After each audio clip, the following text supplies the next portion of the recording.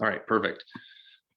Thank you everyone for joining us. My name is Harrison Kanzler. I'm the Executive Director of the Mount Washington Valley Housing Coalition. This webinar is brought to you today by us and our partners, the Bank of New Hampshire. We'd also like to take a moment to thank our sponsors, which are Ski New Hampshire, Settlers Green OVP, the law firm of Hastings and Malia, and Avesta Housing. All of these groups work with us on a regular basis to try to promote affordable housing, both here in the Mount Washington Valley, but of course around the state. And that's why we're here today, is to talk about some things that apply to every municipality in the state. A lot of people ask us, what can our towns do to get involved with this? And that is exactly why we are here today. So we're going to look at some different statutes that give municipalities different abilities to take this on. And for that part of the discussion, we have with us Ben Frost from New Hampshire Housing Finance Authority. And we're also going to be looking at some upcoming legislation for the new session that will help promote, again, the municipal ability and our ability to work towards affordable housing. And for that conversation, we have Elissa Margolin with us from Housing Action New Hampshire. So I'd like to thank you both for joining us today and being willing to give your time to talk to folks. We have several elected, municipal level elected officials joining us, as well as members of the public. So it's great to have your expertise here to provide that with us. I don't want to take too long because I know you guys have a lot to say, and hopefully we have a lot of questions. So with that, I will turn it over to Ben. Thanks so much, Harrison, and thanks for this opportunity to talk about the municipal tools that are available for our cities and towns to proactively engage in local housing policy that goes beyond the traditional stuff we find in master plans and zoning ordinances and subdivision regulations. There are, in fact, some really important tools that communities have available to them to do, I'd say, good local housing policy to encourage housing development. And that's really the purpose of today's discussion. So I'm going to talk about a couple of different things, some of which may be somewhat familiar to folks, and some may be a little bit less familiar. So I'm going to try to share my screen here and pull up my PowerPoint presentation. Okay, can you see that? Okay, we are good to go. So I'm going to talk about, in particular, RSA 79E, which is the so-called Community Revitalization Tax Relief Incentive. I love that name. It's got something for everyone. But also a local housing commissions legislation. And both of these were adopted by the legislature a long time ago. Well, it depends on how long you think long is, but 15 years ago or so. But let's start by talking about RSA 79E, the Community Revitalization Tax Relief Incentive. This was, in fact, adopted by the legislature in 2006 as a tool that municipalities can use to promote not just housing development, but I'd say good local downtown development. It was worked on by a team that I was part of starting back in 2004, a long time ago, when I worked for the Office of Energy and Planning, and working with some local advocates, the Municipal Association, and a bunch of others. We were trying to identify mechanisms that municipalities could use to provide incentives for local rehab development of, say, derelict structures, things that really were in need of some substantial work, but maybe the owner just didn't have the financial resources to do everything that they knew needed to be done with the existing structures. So this is the original focus of RSA 79E was on rehabilitation of structures. Note that this is enabling legislation, so it doesn't tell municipalities that they must do something. It says you may do something if you want to. So you have to adopt it locally, and this has to be done through your local legislative body, town meeting, or if you're in a city, city council, board of aldermen, or what have you.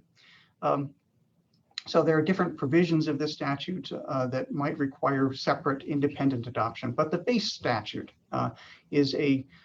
provides for a limited time relief from the increase in property taxes that's attributable to the cost of rehabilitation. So say you've got a structure that's 150 years old, and you need to put on a new roof, you need to shore up the foundation, you need to do a lot of stuff, replace the electrical, the plumbing, whole pile of things that need to be done to it. And it's going to be really costly for you. And let's say it's a commercial structure in your downtown area.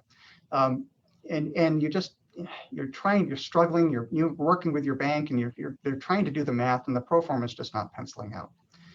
If your municipality has adopted the provisions of RSA 79E for your downtown area, you can go to your Board of Selectmen or your city council and file an application for tax relief that will be attributable to the increased value to the property that you're going to put into it for a limited period of time. So what's a downtown?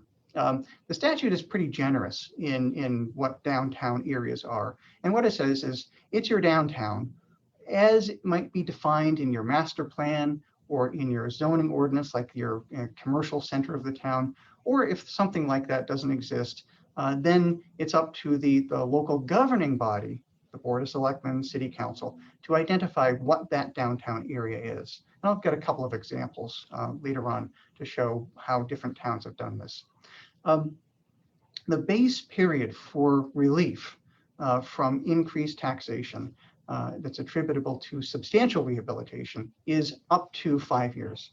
And then longer terms of relief can be allowed. That is, additional terms of relief can be allowed if new housing units are created. Say in a commercial structure with second or third story residential uses, you get some new housing units that you're putting in there. Maybe you're converting office space to residential. You can get an additional 2 years on top of the 5 years. And if you're going to put affordability covenants on those units, you can get an additional 4 years of tax relief for those units. And if you're dealing with an historic structure, something that is on or is eligible for listing on the National Register or the State Register of Historic Places, then you can get another 4 years. Total is up to 13 years of relief from an increased taxation.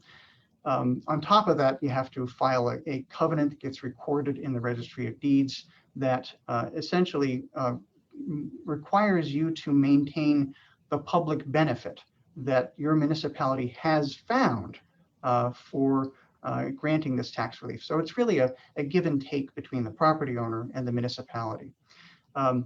This statute, adopted in 2006, was amended in 2009 to include replacement of structures. So it's not just rehabilitation of existing structures, but possible replacement of something that was maybe destroyed by fire, or something that is in such bad condition that it can't possibly feasibly, economically be rehabilitated. And this was the case that the city of Concord faced, I'd say in 2008, I think it was, when a local developer was seeking to essentially tear down a structure that was of an historic nature, but there's just no way it could be fixed. And so the legislature, recognizing this opportunity, gave municipalities the authority to deal with replacement of structures. So if they're of historic nature, then you have feedback from your local historic district commission if you have one, or you can also solicit help from the Division of Historic Resources at the state level. So dealing with replacement of these historic structures. This statute was also amended this year, and this is in SB 102, to include a designation of so-called residential property revitalization zone. So this is an area that may be outside of your downtown, where you've got existing structures that are older, that is at least 40 years old. And not all of the structures in this area have to be 40 years old, but it would apply to those structures that are at least 40 years old in that district, that can seek relief from the increased taxation that's attributable to the increased value, that's attributable to the substantial rehabilitation that they want to put into it. And this is all discretionary at the local level. First, it's enabling legislation, so municipalities choose whether they want to do this or not. And then decisions are made on a case-by-case basis by your local governing body, Board of Selectmen, City Council. So upon application to them for this sort of tax relief. This has been adopted, in some form RSA 79E, the Community Revitalization Tax Relief Incentive, has been adopted by, I think, something like 60 communities statewide. Early adopters were the city of Berlin and the city of Manchester, two very different communities, both of which have used this extensively. That is to say, property owners in those cities have used this benefit extensively to help with the underwriting of projects. So if they have a sense going into this, they've applied, they have an idea that they want to rehab a structure, they go to the municipality, they file the application, and the petition for tax relief is granted for a period of time. That is bankable by the property owner. They can put that in as part of their pro forma. They can present that to their bank as part of their financing package. So it's essentially a promise by the municipality that the municipality will forego for a limited period of time the additional tax revenue. And what does the town get out of it? What does the city get out of it? They get the benefit of having that rehabilitation work done on those structures. And ultimately, after the tax relief period is over, the increased taxation that is attributable to the increased valuation of those properties because of the rehab work or replacement work that was done. So you look at, if folks are familiar with the city of Concord, South Main Street, a lot of the stuff that's gone on in South Main Street has been facilitated, I don't want to say caused by or exclusively enabled by, but facilitated by the existence of this tax incentive that the city of Concord has used. And there's been a lot of rehab and redevelopment work in that area and made South Main Street in Concord a really vibrant place. My wife and I just went to see Patty Griffin at the CAP Center and last night, and it was a great show. And all the stuff that's going on around there, making it a cultural center for Concord has been helped by this tool available. Lots of other communities have some really great examples of this work as well. So I've got a couple maps here to show how a couple of different communities have approached designating this zone. And it's important to remember that this is a tax issue. It's not a zoning issue. So we might use the word zone, the downtown zone, or the community revitalization zone. It's not part of zoning. It's just a district that you map out, and you might superimpose it, as Milford has done here, on your zoning map. But it is not a zoning issue. It's not a use issue. It's strictly dealing with taxation. So yeah, this is the downtown of Milford, and I'll use my cursor here. If you're familiar with Milford, this is the oval right here. And you have Route 101A going from Nashua into Milford and then going on over to Wilton. And then you've got Route 13 coming up from Brookline and extending through the center of town up to Mount Vernon. This is the heart of the town. And you can see it's the historic commercial center of the town. There's other commercial areas in Milford too. But this is the area signified by this kind of dotted or hatched blue line that extends into residential zones and limited commercial and their downtown commercial area. This is what the town of Milford has identified as its RSA 79E area. But you can have more than one. You can designate several areas in your community as 79E districts. So I mentioned Concord. Concord is sometimes known as the city of 5 villages. So Concord might have several different 79E zones, one on the south side of the city, one downtown, one up in Pennacook, different places where the city has identified it wants to encourage this sort of rehabilitation or replacement work. Now, here's another one. It's a little bit difficult to see because it's superimposed over a satellite photo, but this is in Epsom, right on Route 4. This is Route 4 running through Epsom, and this is the Gossville area, the historic, one of the historic villages in Epsom.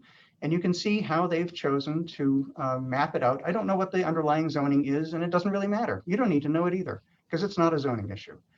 So it's really just a taxation issue. But if you drive on Route 4 and you're driving through Epsom, you recognize the existence, especially right along in here, of a lot of historic structures, which some of them are in need of some help.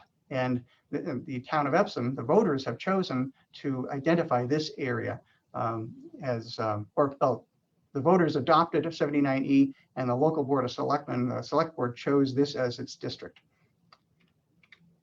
Now, and just to give you a pictorial example of a building that is in a 79E district, this is my town, Warner, and this is the in its sorrier days, the Oddfellows building. It was built in I think the 1880s, and it's a kind of an iconic structure in Warner. The picture is taken from the vantage point of the town hall, a little bit downhill, and you can see the Mason's Lodge to the left, and you can see, boy, this is in pretty rough shape, and you don't need a really high resolution photograph to be able to discern that. In fact, this was taken at a time when the town was trying to figure out, what are we going to do with this? Because the town took ownership of this, I think, for non-payment of taxes in the early 2000s. And there was some environmental issues. The town paid for some remediation work. And then years and years went on, and the town kept on trying to figure out, what are we going to do with this thing? What are we going to do with this thing? Till finally, after, I think there was a move to destroy the structure because it was in really rough shape. The select board found a willing buyer, a local builder, a guy by the name of Nate Burrington, who bought this from the town, assumed whatever there's probably some substantial liability with this structure. It's ready to fall in on itself or on top of someone who's standing next to it. He took ownership of this, and he has been doing a lot of work in this, but he didn't take ownership of it until he had determined that, one, this is in Warner's 79E district. Check. Yes, it is. And two, he's eligible for the tax relief. So he's banking on this as part of his work on this structure. And this is a really historic structure. It was one of the Hampshire Preservation Alliance's 7 to Save a few years ago. And right now, Nate is working on this structure. And it doesn't look great from the outside still, but if you get close to it, you can see he's built a new foundation. He jacked the building up, poured new foundation, did a lot of drainage work. So starting from the bottom up, Nate Burrington is preserving this building in part because he knew he could bank on the 79E tax relief. And when he's done, it will be restored to its glory. He's a high-end, high-quality builder, and we're really looking forward to the results of his work here. And it may take several years. But note in the background, there's the Simons Elementary School. This is in the heart of Warner's downtown, and is a really important structure. So when he's done, the town should erect a statue to him next to the building. We're really excited to see the great work that he's doing. And you can't read this. I don't want you to read this. You don't need to read this. I just want to show this to show that there exists a flow chart. This is something I worked on years ago, probably back in 2006, and did that in collaboration with the New Hampshire Preservation Alliance. And they have maintained this flow chart since that time. And this is available on their website that walks you through the steps from a municipal perspective of what you have to do to get local authorization, and then deal with the applications that come to you from individual property owners. It can seem complex, but if you follow these steps, it really simplifies it. And at this point, there's a really strong history of municipalities applying these processes and creating the documents. So I mentioned Milford. If you go to the town of Milford's website, you can find their RSA 79E documents, including a model covenant. So you don't have to create all the stuff. It's already been created for you. So I'll move on now and talk about the most recent addition to RSA 79E, and this is the housing opportunity zones. Remember, RSA 79E is about initially adopted as a rehabilitation tool. It's not about new construction, with the exception of the replacement of structures that might have been destroyed or derelict and condemned.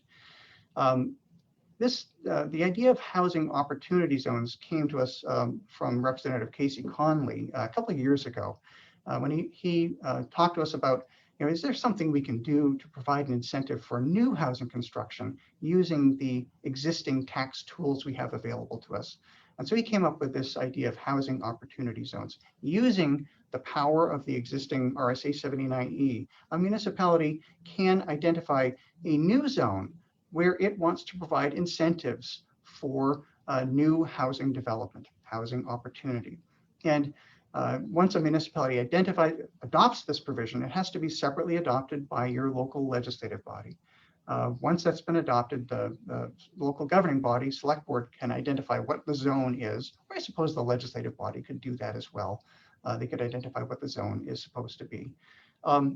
And within that zone, developers can rely on the benefit of tax relief, again, for a limited period of time, as part of their pro forma in calculating what the cost is of development.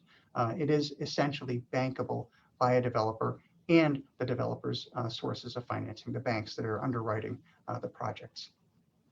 So wherever you want to incentivize, provide incentives for new housing, you have this tool available to you. One of the caveats of the statute, though, is that there has to be some affordability targeting associated with this. This is not just for high-end housing. Could be mixed income housing where you have some high-end and some more affordable housing, middle income housing. But at least a third of the units that are proposed for a project in a housing opportunity zone that takes advantage of this tool has to be affordable at 80% area median income. And that would be at a 30% cost burden targeting, or it has to meet the income targeting of the state's Affordable Housing Fund statute. And that's a little more complex. I'm not going to go into that here, but you get the idea. There has to be some affordability that meets the terms of the statute in a development in a housing opportunity zone that wants to take advantage of this tool. Now, a developer could propose something in a housing opportunity zone that the municipality has designated and say, I don't need that. I'm not going to do that. You can't require a property owner to use this tool, but it is available to them if they want it, and you've chosen to make it available. So the tax relief for housing opportunity zones is up to 10 years. And so it's different from the remainder of RSA 79E. The period is different. And this will take effect on April 1st of 2022, which is the beginning of the municipal taxation year. Now, as with all parts of RSA 79E, the housing opportunity zones is no different. Use of this section by a property owner and granting of the tax relief by a municipality includes a public benefit calculation. So the municipality has, and I don't mean numerical calculation, but a municipality has to identify that a public benefit will be provided by giving this tax relief. And to secure that benefit, the property owner has to grant to the municipality a covenant that protects that public benefit for at least the period of time that the tax relief is provided. So here, up to 10 years.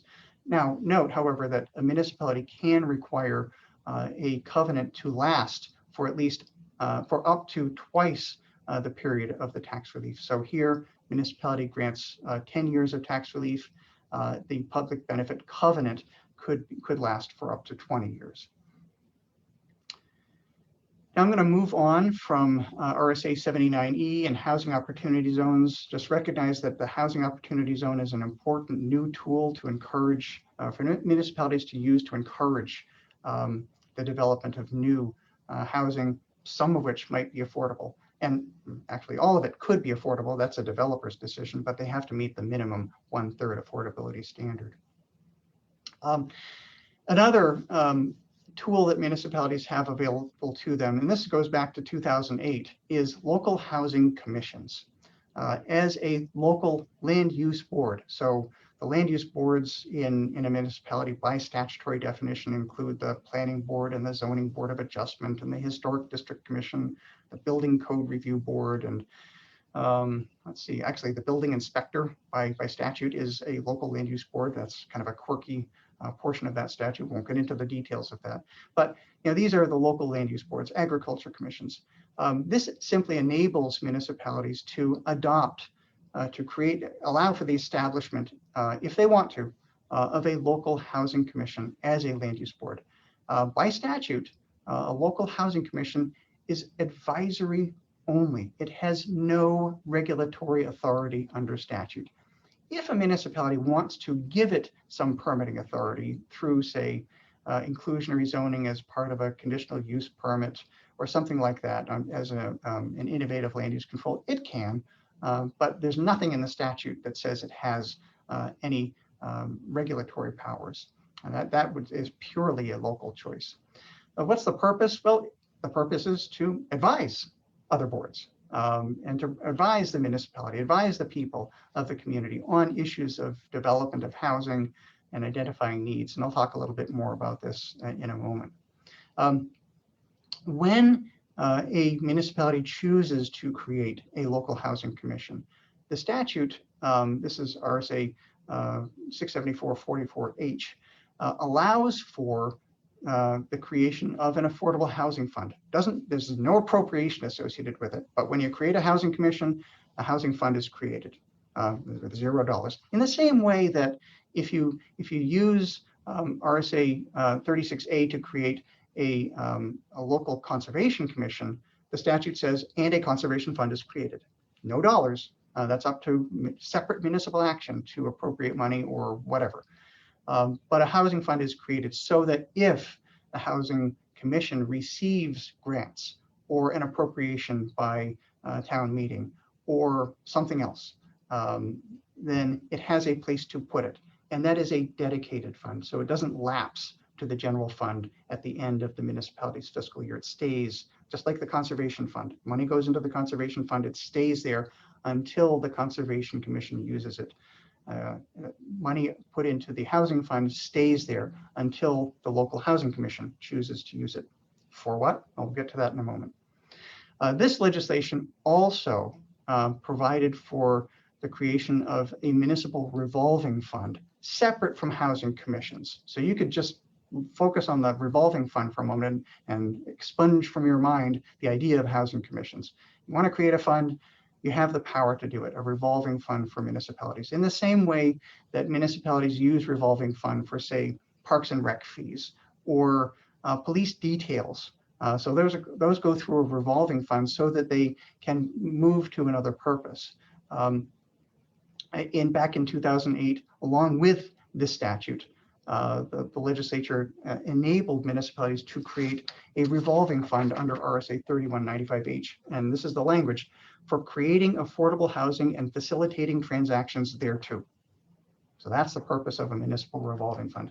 So if you say had some covenant that gave to the municipality some tangible financial benefit upon sale of the property, the municipality could choose to dedicate those funds to the revolving fund, meaning that whoever the trustee is of those funds, typically it's the select board or local governing body, would have the ability to use those funds for another affordable housing purpose. Could also be the housing commission if you choose to create one. What do housing commissions do? Well, they are advisory, so they provide advice to the planning board on specific proposals. They may also be tasked by the planning board with the responsibility for preparing or amending the housing chapter of your local master plan. They also could focus on studies. What is our housing need in our community? And I'll give you an example of this. The town of New London last year, I think, in 2020, created a housing commission under this statute. And they're in the process right now of trying to figure out what the housing needs are of their community. And they're pretty severe. There's a significant affordability problem in New London. It's a fairly affluent community. You've got the college there. It's really difficult for, say, municipal employees or people who are serving the people who live there to afford to live in New London. And the town recognized this as a problem, so they created a housing commission. The housing commission is now in the process of engaging in a needs assessment. They can also act as an advocate. So they can provide advice to the planning board. They can also provide, educational advocacy materials to provide information to the public about the needs of housing in the community. And depends on who gets chosen to serve on a housing commission. These may be people with specific expertise in housing and housing development. And so they can be your local experts on housing. They can also serve as a conduit for property development. So housing commissions, like conservation commissions, have the ability to receive property on behalf of the municipality and to dispose of it. I wouldn't advise that a housing commission be a developer, but they could receive a gift of property to the municipality, and that the donor could say, I want this to be used for affordable housing development, but I don't want to do it. So I'm going to give it to the town. I'm going to give it to the Housing Commission, and the Housing Commission, you figure out how to do affordable housing there. And the Housing Commission might say, put out an RFP for developers, and maybe the winning proposal gets the property at a reduced cost or no cost, so that the developer can provide affordable housing for that community. A couple of caveats here. Some of you may be familiar with local public housing authorities. There is zero relationship between local housing authorities and local housing commissions. Local public housing authorities historically are the owners of public housing. And that is a statutory term coming down from federal law through state law to municipalities. If you choose to create a local public housing authority, they can, although no one's creating public housing anymore, they're the owners of public housing. They can also be private developers as well. No relationship between the two. And I think, no, this is a concern of some folks. A local housing commission does not have the power of eminent domain. They can receive gifts, but they can't take property from people who are not willing. Now, here are a couple of resources that are available to you on RSA 79E. The Preservation Alliance is really the best source. This falls under their commercial property section, but recognize it can be applied to residential properties as well. We're going to be working on resources to promote the Housing Opportunity Zone, that new provision in RSA 79E. So stay tuned for that. Be on the lookout.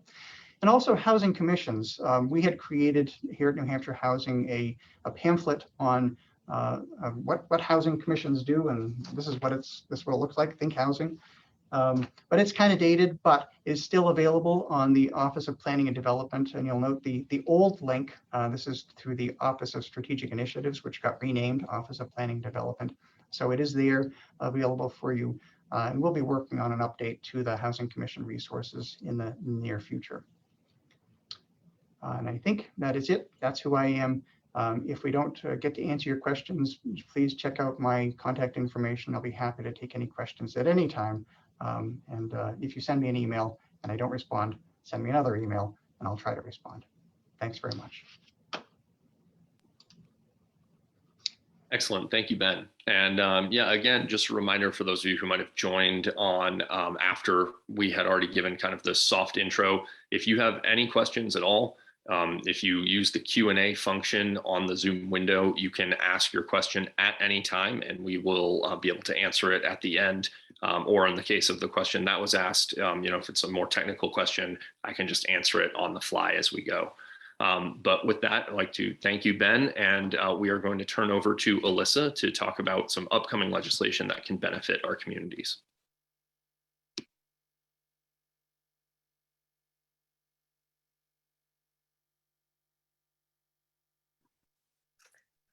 Well, thank you, Harrison, and thanks to the Mount Washington Valley Housing Coalition. My name is Elissa Margolin. I serve as Director of Housing Action New Hampshire. We're a statewide coalition of 80 organizations working to improve state and federal policy so everyone in New Hampshire has a place to call home. We're just so impressed with the work of the Mount Washington Valley Housing Coalition, your track record of really thoughtful and strategic engagement at the local level, and the bridge that you provide us really in connecting with your representatives and senators has already made a tremendous difference in our work. So thank you for your work. And thank you for hosting this important webinar today during Housing Week in our state. And thanks obviously to my colleague, Ben Frost, who continues to educate all of us to all the tools that were already there. And if there should be a statue somewhere in Warner, I don't know, it might be Ben's as well, but thank you for your presentation and your leadership statewide on the issue. So as Harrison said, I'm going to talk about an upcoming bill that can provide more tools to municipalities and And so I'm going to talk to you a little bit about what was known last session as 586 and is now numbered LSR 2888. But before I do, I just want to note that if there were a pie chart today on the role of municipalities in housing, I might color in, say, 3/4 of the pie chart with municipality and 1/4 into kind of state resources policies in the other. I mean, clearly it's everything. It's where people actually live. It's where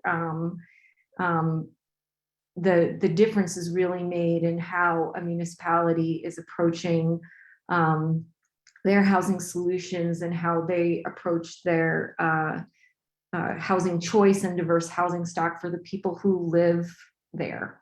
And about 3 years ago, I was asked to draft an article for the New Hampshire Municipal Association's magazine, and I titled it Yes in My Backyard, and really celebrated a lot of the good work that is already happening.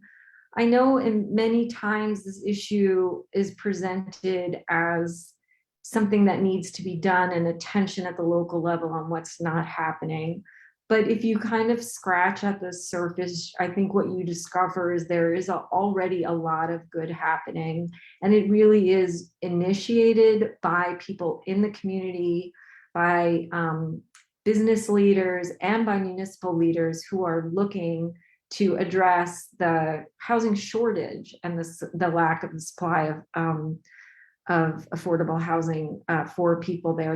They're the ones who know that their kids are coming home from college and not finding an affordable place in town to stay. And they're the ones who know that they're having trouble sustaining and recruiting workforce. And it's not surprising that there are a lot of solutions already happening at the municipal level. To talk about the upcoming bill, it's important to talk about the origins.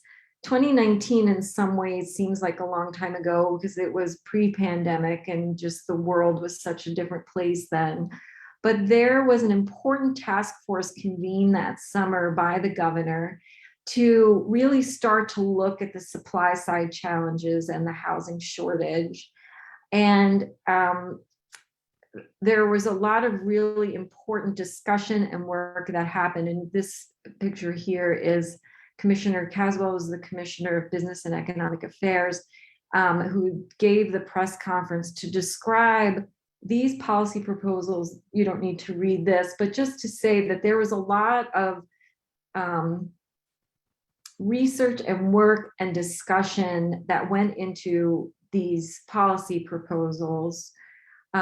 And that work turned into 2 bills. House Bill 1629 and 1632. These bills were introduced in the 2020 legislative session, and we all know that March 15th of 2020, the world changed. But I think it's important to remember that these 2 bills actually had a great deal of work done during that session. These were both amended to address concerns raised either by members of committees or by the Municipal Association, for example. House Bill 1629 actually passed the House, but died due to inaction just because of the truncated session during the pandemic. And 1632, after it was amended, came out of committee at a vote of 20-0 and ought to pass recommendation. There was a lot of, before we all had to turn our attention to the fact that we all had to go home and stay safe, there was a lot of momentum to get these policies moving. So in 2021, these bills were combined as amended. So 1629 and 1632 were amended, and those proposals were put in House Bill 586. And it was a different way of engaging last session. I think we were all getting used to the new format and the challenges that and opportunities that were created by how we made it through the legislative session. But House Bill 586 continued to have a lot of support in committee. I pulled these quotes from a Keene Sentinel article. Representative Marjorie Porter, who's a wonderful leader on affordable housing, noted the bipartisan nature of the support. And the governor, in his letter to the committee, noted that the bill really balanced the traditions of local control and individual property rights, and cited, the need to really come up with solutions and give communities tools for those who are ready to say, yes, in my backyard. Unfortunately, House Bill 586 was tabled early on in the session. A representative on the floor cited the need for more work. And although a lot of us, a lot of you perhaps you were part of the housing task force, or perhaps you already testified for either 1629, 1632, or 586, and know the amount of discussion and compromise that went into this, might disagree with the representative who said we needed more work. Nonetheless, they were successful in tabling that progress through the legislative process, and it was tabled in a very close vote of 175 to 172. But you have to respect the process. That's what we do. And back to work is what we have done. And now these proposals will be reintroduced with some changes for this session. From the Mount Washington Valley, your Senator, Senate Majority Leader Jeb Bradley, will now serve as prime sponsor for the package, and it will come through the Senate side this session. So if you think about it broadly, this package really is about opportunities to improve the local regulatory process through enabling policies and some requirements, but the requirements are mostly around improved timelines, transparency, and ways to create a fair and balanced system. And as I noted, it does incorporate many of the amendments that were raised in the last 2 years, and all of the concerns that were expressed then by the New Hampshire Municipal Association. So what's in here? It's a very long bill, and as soon as the language is available, we'll make that available at the Housing Action New Hampshire website, but I thought I would go over some key provisions. There's a voluntary training component, and that would provide for more robust but still voluntary training for local planning and zoning board officials. And that would be provided by the Office of Planning and Development, now under Business and Economic Affairs, as Ben just noted. It also enables inclusionary zoning. It doesn't mandate. But for those municipalities who want to require affordability as part of housing development and move in that direction, it would create enabling legislation. It also creates another tax incentive program like 79E, but its own thing, tax increment finance districts. But it's very clear that it prohibits any use of eminent domain, so there's no public taking in that program. It also would launch a new housing champion certification program statewide that could voluntarily apply to recognize a community, as I noted, the ones who are saying yes in my backyard and having success, and allow us as a state to celebrate the good and to say what communities are really making a difference in their backyard. And as far as improved timelines and procedures, a lot of these are already happening, but it would set some standards so that there is some, more predictability of process throughout the state.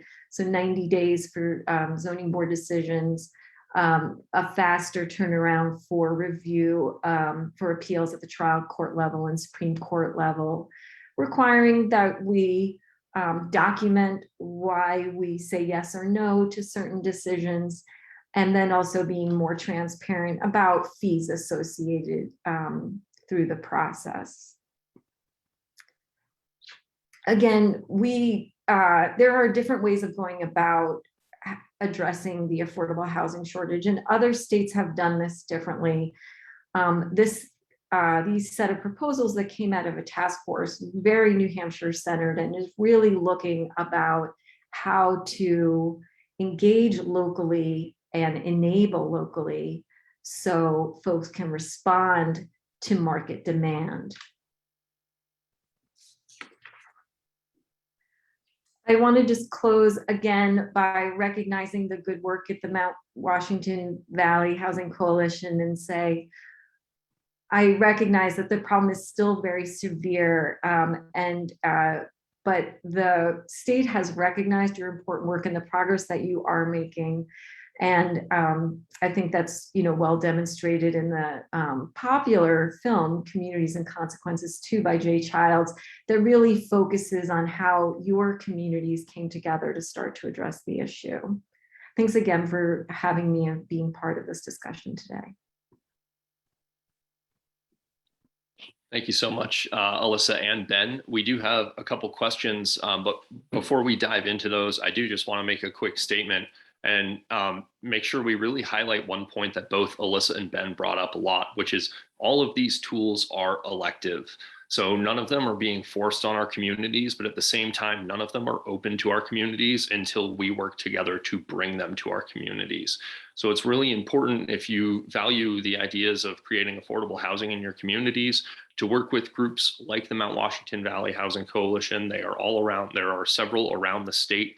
If you do not have an affordable housing advocacy group, look at starting one in your region, and the New Hampshire Housing Finance Authority is a great resource to make that happen and to really bring that together and get momentum going for affordable housing in your area.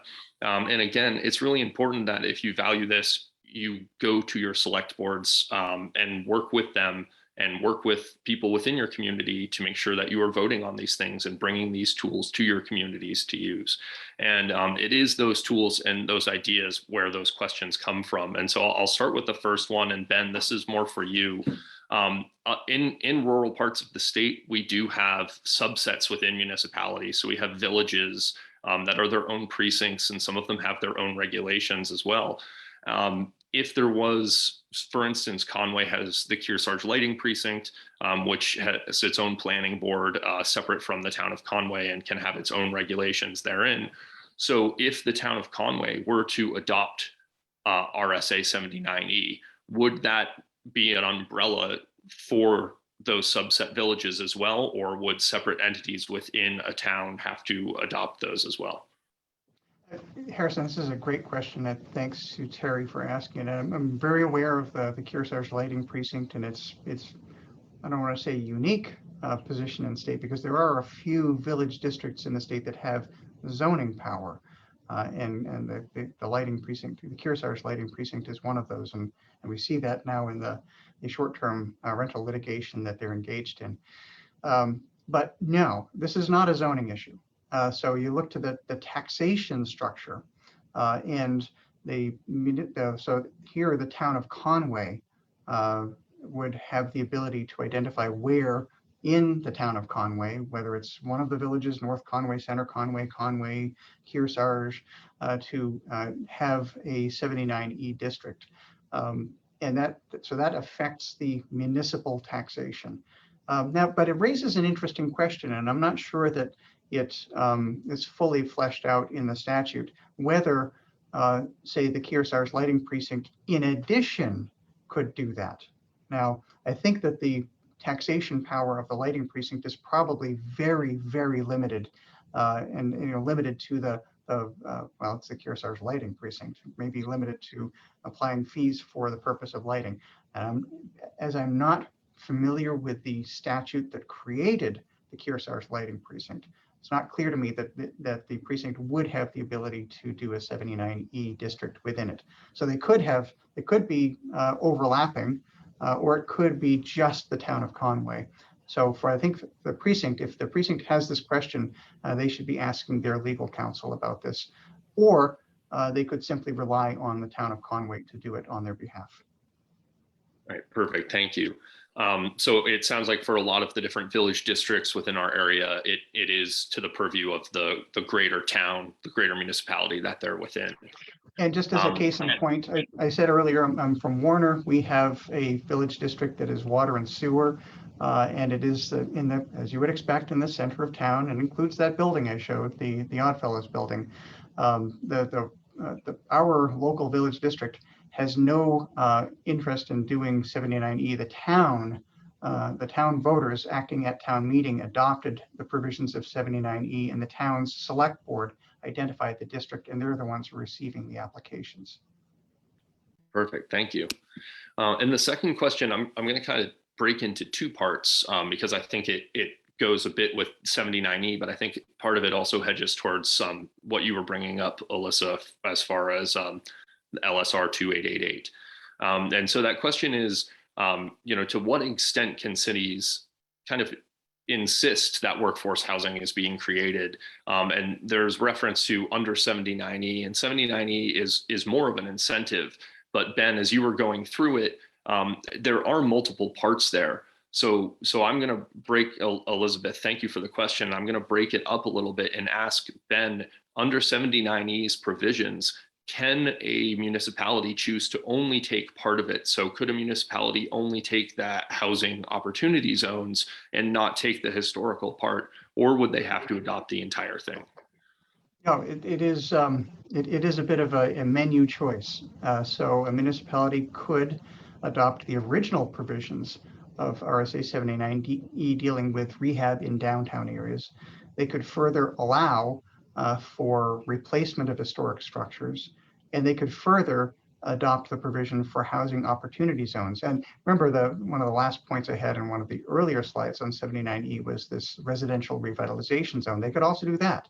But each of these requires a separate enactment or a comprehensive choice by a municipality to adopt everything or some portion and not others. There's a lot of flexibility in the statute. So if you look at the definition in 79E of what a qualifying structure is, it gives municipalities substantial flexibility to do less than is enabled by the statute. So for even just the term, 5 years, you could do 3 years if you wanted to, or 1 year. It is a local choice, and you can define what the specific attributes are of qualifying structures in a 79E district that are more limited. And this was something that the city of Manchester was looking for, because they didn't want to grant it to everyone, because there were some really important areas in Manchester that were then in great need of rehab. There still are some areas, but they didn't want to grant the whole thing. They wanted to be able to specify very clearly, according to what their needs were, what should be included for rehab. A lot of flexibility. Excellent, thank you. And Elissa, just to kind of spin off a second part of that question, they are asking, is there any ability for a municipality or a city to say, you must create affordable housing in this area, you must create workforce housing? And so I'd like to go back to LSR 2888. You did mention that there's the inclusionary zoning provision, and I was wondering if you could just highlight that and speak to that a little bit for a little more clarity on that piece. Sure, yeah. So in the community toolbox package that will be reintroduced by Senator Bradley, it does enable municipalities to adapt inclusionary zoning. So municipalities could, if they wanted to, require affordability, as long as those requirements wouldn't make the development less profitable for the developer. And then I would say the other piece is they could make sure that they're working with affordable housing developers and meeting the needs that way. So when a proposal is made for, like I say, a traditional tax credit development to provide, workforce housing, that, municipalities, another way of getting at the same thing is to partner and to work together with those types of developers to incentivize that kind of development at the local level. I don't know, Ben, if you have anything to add on the inclusionary zoning piece that would be in the new bill. Well, not really. I think you described it really well. Just recognize that the statutes already allow municipalities to adopt inclusionary zoning as a voluntary incentive. Right now, municipalities can't require the development of affordable housing. But this provision, as Elissa said in the Community Toolbox Bill, would allow municipalities to require, this is mandatory inclusionary zoning, would allow them to require the development of affordable housing with that really important proviso that it can't be made less affordable to the developer. That is less profitable for the developer. Excellent, thank you. And again, this is a good reason for those of you who are on the call, listening, or watching on Facebook to make sure that you're involved also with the state level process, know who your local legislators are, and make sure that you're promoting these types of bills. It would be fantastic for us, our communities, to have this opportunity, but we need to make sure that these things are even available to our communities in the first place, and that starts down in Concord. So make sure you talk with them and make sure that they understand that you support these types of activities. We have another one, and this is from Jessica Keeler with Ski New Hampshire. Thanks for joining us, Jess. She's wondering on clarity of the process for adopting 79E. And so, Ben, I was hoping that you could elaborate on that. I don't know if you have it pulled up. I can read it to you if that's. I see it right here. It's a good question. This is something that goes on the warrant for the voters to act on. So it would, the typical path for an article to get on a warrant as a question comes through the select board. So this could be, a local group asking their select board to put it on the warrant, and the select board says yes. It could also be by petition. So the citizens have the power to petition to put an article on the warrant. Those are two different routes to get it onto the warrant for the voters to act on.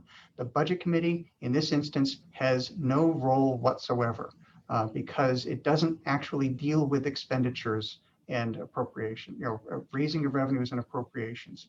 It is the possibility of a decision to be made on that might ultimately affect revenues, but it doesn't directly affect the budget. So the budget committee has no role if you happen to have a budget committee. Perfect. Thank you so much. And we have one more question from Terry, and I'm going to generalize this a little bit and ask, is there an area, like a list through a government website or something where you can see what communities have adopted 79E so that folks who are watching can go afterward and check and see if their community is one of those, and if not, try to promote it within their communities? I'm going to unmute myself, and then I'm going to say, yes, there is. And this is a municipal land use and regulatory survey that's done annually by the Office of Planning Development, formerly the Office of Strategic Initiatives. And I'm putting a link in the answer right now. So that is a subject specific table, and you can look for somewhere in there. I didn't have time to look up the specific link to 79E, but there is the question that they ask. And you can look to see what communities in the Valley have adopted 79E, or at least some provision of 79E. Perfect. Thank you so much. And it is exactly 1 o'clock and we have no other questions. So that is as good as timing as you can get. I'd like to thank you on behalf of the Mount Washington Valley Housing Coalition and the Bank of New Hampshire. Again, thank you so much for joining us. Ben, Elissa, it's wonderful to see you. Thank you for your expertise. Stay engaged, get involved. And if you have any questions, please reach out to a local group, New Hampshire Housing Finance Authority. We look forward to moving this forward. Thank you so much. Thanks, Harrison. Thanks, Elissa.